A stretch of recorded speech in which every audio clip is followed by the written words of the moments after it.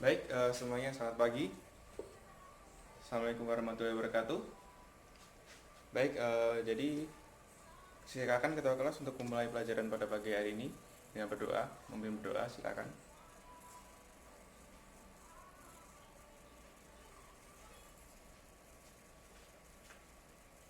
Oke, jadi hari ini siapa yang tidak hadir? Ada? Oke, baik. Jadi saya absen saja ya. Absen 1 Irwan, hadir? Oke, hadir. Uji? Tidak hadir. Cantika? Tidak hadir. Anwar? Oh, Anwar bukan kelas kita ya. Akbar? Ada Akbar? Oke, jadi kita sudah absensi semuanya. Kita lanjut. Minggu kemarin kita sudah belajar apa? Kira-kira? Ada yang masih ingat? Minggu kemarin kita belajar apa? Oke, silakan Irwan. Apa Irwan? Ya, kita kemarin belajar membuat sebuah set plan. Kemarin tugasnya sudah dikumpulkan. Jadi teman-teman di sini, apakah sudah ada yang ingin ditanyakan kembali mengenai set plan ke minggu kemarin? Ya, Uji, silakan. Apa Uji? Oh ya, ya, jadi tentang set plan itu ya. Jadi kenapa kita harus masuk ke materi ini? Nah, sebelumnya kalian udah tahu belum kita kira-kira hari ini mau belajar apa dulu? Setelah kalian membahas set plan, apa yang langkah kalian biasanya digunakan dalam suatu perencanaan? Iya, tampak bisa, tampak apalagi? Atap, ya bisa atap. Tapi sebelum atap dan tampak apa coba? Benar, Dina. Jadi hari ini kita akan belajar membuat sebuah Dina. Nah, kalian bisa lihat di PowerPoint-nya. Jadi itu merupakan salah satu contoh denah. Coba bisa kalian lihat di sini. Di sini disebutkan dia ada berapa gambar di situ? 2 gambar. Ya benar, ada 2 gambar. Ada denah lantai 1 dan juga denah lantai 2. Nah, coba kalian lihat perbedaannya. Apakah ada perbedaan di sini? Ya, perbedaannya cuma ada di ketinggian. Jadi bedanya lantai 1 dan lantai 2 biasanya hanya pada ketinggiannya. Tapi kalau di sini kan kalian bisa lihat di sini merupakan salah satu contoh dari denah yang sangat mudah gitu kan. Karena lantai 1 dan lantai 2-nya sama. Nah, itu juga yang akan kita pelajari hari ini. Jadi denah itu ada denah untuk lantai 1 dan lantai 2 untuk pelajaran kita pada pagi hari ini. Nah, bisa lanjut dilihat pada gambar PowerPoint-nya. Kira-kira bagian-bagian apa saja yang bisa kalian lihat di sini? Ukuran, ya ukuran. Kalau namanya ada yang benar adalah notasi. Apalagi? Ada namanya, benar. Di sini juga ada namanya, juga ada ketinggiannya. Benar. Lalu apa lagi? Arsiran, ya benar. Juga ada arsirannya. Jadi di sini ada 2 arsiran yang berbeda. Yang pertama kalian lihat di arsiran dari batu bata. Di pinggir itu merupakan arsiran batu bata biasa. Jadi dia adalah arsiran tembok. Dan di dalamnya kalian bisa lihat juga di sana merupakan apa? Di kamar mandi biasanya apa? Ada anti airnya. Ya, terasa. Benar sekali. Nah, bisa kita lanjutkan lagi. Kita lihat di sini. Apa itu denah? Nah, bisa kalian lihat di sini. Oke, saya bacakan ya. Denah merupakan tampak atas bangunan. Dia merupakan tampak atas bangunan yang terpotong secara horizontal setinggi 1 meter dan ketinggian 0 dan sebuah bangunan dengan bagian atas bangunan dihilangkan. Jadi kalau kita lihat kembali, denahnya itu adalah 1 tingkat di atas dari pondasi, ya kan? Nah, jadi kalau kalian bisa lihat lantainya, di sebelah lantainya itu adalah merupakan ketinggian dari denahnya. Nah, lalu fungsi denah itu juga menunjukkan beberapa loh. Nah, bisa kalian lihat di sini yang pertama dari fungsi ruang. Kenapa bisa dikatakan dia merupakan salah satu pembentuk fungsi ruangnya? Ya, Benar sekali. Nah, langsung lanjut ke dalam susunan ruang. Nah, susunan ruang dan fungsi ruangnya tentunya sangat berhubungan, bukan? Kalau kalian lihat di dalam susunannya, kalian bisa melihat kira-kira ini untuk apa, di sini buat apa, seperti itu kan. Nah, itu juga merupakan salah satu hal yang berkesinambungan dalam pembuatan dari denah. Selanjutnya ada sirkulasi ruangan, ada dimensi ruangan atau ukuran dari ruangannya itu sendiri, lalu letak pintu dan bukaan, juga ada isi ruangnya. Itu isi ruang merupakan penambah saja dari set plan, jadi nggak selamanya kita harus memasang isi rumahnya di sana, seperti furnitur itu nggak harus. Lalu selanjutnya ada fungsi utilitas, atau lebih bahasa kerennya adalah MEP. Nah, tadi ada pertanyaan. Oke, apa itu MEP? Ya, MEP itu merupakan Mechanical Electrical Plumbing. Jadi dia merupakan salah satu desain yang istilahnya dia menambahkan piranti tambahan pada bangunannya. Jadi berbagai alat yang bukan merupakan konstruksi dari sebuah bangunannya. Oke, kita bisa lanjut dalam selanjutnya. Setelah kita belajar tentang apa itu denah, tentunya kita harus belajar lagi dong tentang cara membaca denahnya. Nah, mengapa kita harus belajar cara membaca denah? Jadi ketika nanti kalian besok di lapangan, istilahnya kalian ingin menjadi seorang pengawas atau pelaksana, kalian harus mengerti gambarnya. Kalian benar-benar harus mengerti setiap detail dari gambarnya, supaya nanti dalam pembangunannya kalian tidak memiliki salah satu miss dalam pembacaan gambarnya. Oke, jadi kemampuan pembacaan gambar ini sangat-sangat penting yang akan kita gunakan dalam besok kita sudah bekerja.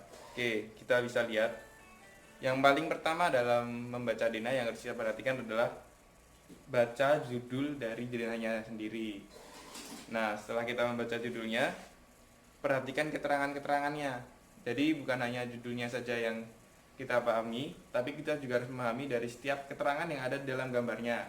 Selama itu fondasi, kita lihat fondasinya seperti apa dan detailnya seperti apa. Kita harus benar-benar tahu bagaimana metode yang akan kita gunakan setelah itu. Nah, lalu kalau kalian tidak mengerti tentang gambarnya, nah kalian juga berhak bertanya kepada seorang perencana atau yang membuat gambarnya, bagaimana cara, maksudnya adalah apa yang dimaksudkan dalam gambarnya. Kalian tanyakan sejelas-jelas mungkin sampai kalian benar-benar paham. Setelah itu, baca juga keseluruhan isi denah. Nah, nanti ketika kalian timbul pertanyaan lagi, kalian tanyakan lagi kepada pembuat gambar. Oke, mungkin itu saja sekitaran materi tentang kita denah hari ini. Mungkin ada yang ingin ditanyakan dulu. Silakan yang ingin bertanya, silakan angkat tangannya. Baik, Mbak Cantika apa?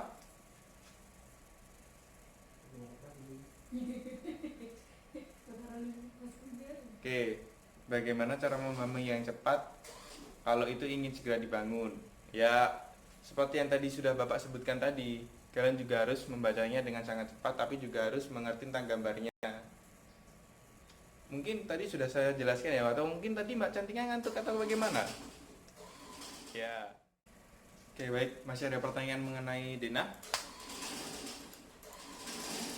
Ya, Dwiki silakan.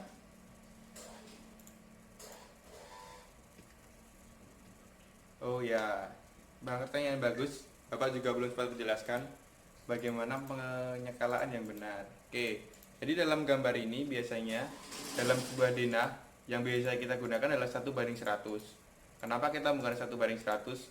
Agar mudah dalam pekerjaannya. Jadi kalau kalian bisa melihat seperti gambar denah yang ada Bapak tampilkan di halaman pertama tadi, dia sangat mini sekali kan. Kalian bisa lihat dia ukurannya 10 cm, di lapangan 10 meter. Itu merupakan 1:100.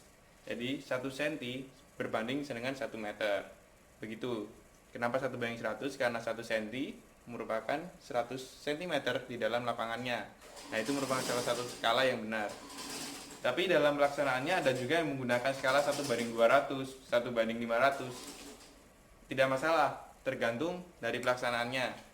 Kalau itu cuma sebuah rancangan saja, itu tidak masalah. Tapi untuk pelaksanaannya, biasanya dia menggunakan 1:100 agar mudah dalam pengerjaan gambarnya. Seperti itu. Nah, kalian bisa lihat di sini juga, kalau kalian ingin bertanya-tanya tentang ukurannya, kalian bisa lihat di dalam dinding ini berapa ukurannya yang benar. Sepertinya semester kemarin sudah dijelaskan kan? Berapa? 13, 14, 12. Oke, dinding itu 15. Sebenarnya batanya adalah ukuran 12. Tapi 1,5 cm kanan dan kirinya sebagai spesi dan acian yang dia akhirnya jatuhnya adalah 15 cm. Nah, dalam gambar itu kalian bisa bikin sendiri berapa kalau 15 cm berarti. Nah, kalian bisa bikin sendirilah untuk masalah itu. Ya, mungkin masih ada yang ditanyakan lagi tentang gambar ini. Ya, karena pelajaran kita ini sebenarnya adalah pelajaran praktek. Jadi setelah kita memahami teorinya, kita mau ngapain? Yap, kita langsung menggambar sebuah dina. Coba kalian lihat dulu gambarnya. Nah, bagaimana? Ya, contohnya memang kalau kita namanya belajar itu contohnya memang mudah-mudah. Tapi kalau kita sudah mengerjakan ya harus susah supaya tangan kita terbiasa. Oke, kalian bisa lihat gambarnya. Nah, nanti kalian mengerjakan gambar ini, gitu. Nah, setelah kalian sudah membaca gambarnya, coba kalian lihat dulu deh gambarnya. Kalian baca-baca dulu, kalian lihat bagaimana gambarnya ya. Kalau ada yang ingin ditanyakan tentang gambar ini nggak apa-apa, kalian pahami dulu sebelum kita langsung mulai mengerjakan.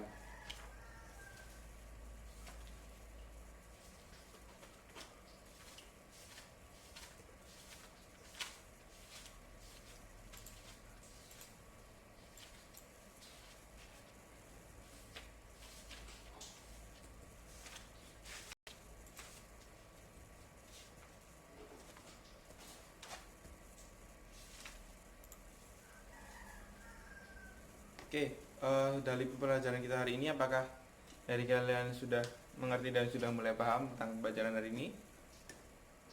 Sudah? Oke, mantap sekali kalian bilangnya. Oke, jadi ada yang bisa menyimpulkan tentang materi pada pagi hari ini kita belajar apa? Ya, belajar Dena. Ya kita memang belajar Dena. Tapi apa? Dena itu apa? Sebuah gambar dua dimensi. Yap, betul. Apalagi? Oke, silakan dari Mas Dwiki menyimpulkan semuanya. Oke, benar sekali tentang tadi. Kira-kira minggu depan berarti kita akan belajar mengenai menggambar sebuah tampak. Oke, setelah kita menggambar Dena buat sebagai acuan kita untuk menggambar sebuah tampak. Besok minggu depan akan Bapak ajarkan mengenai bagaimana cara menggambar tampaknya yang bagaimananya akan kita pelajari di minggu depan. Oke, mungkin masih ada yang ingin tanyakan lagi mengenai materi hari ini? Sudah cukup, sudah capek kalian ingin menggambar langsung? Baik, silakan langsung belajar, langsung menggambarnya. Nanti kalau ada pertanyaan Bapak dipanggil saja, nanti Bapak akan hadir. Oke, terima kasih. Assalamualaikum warahmatullahi wabarakatuh.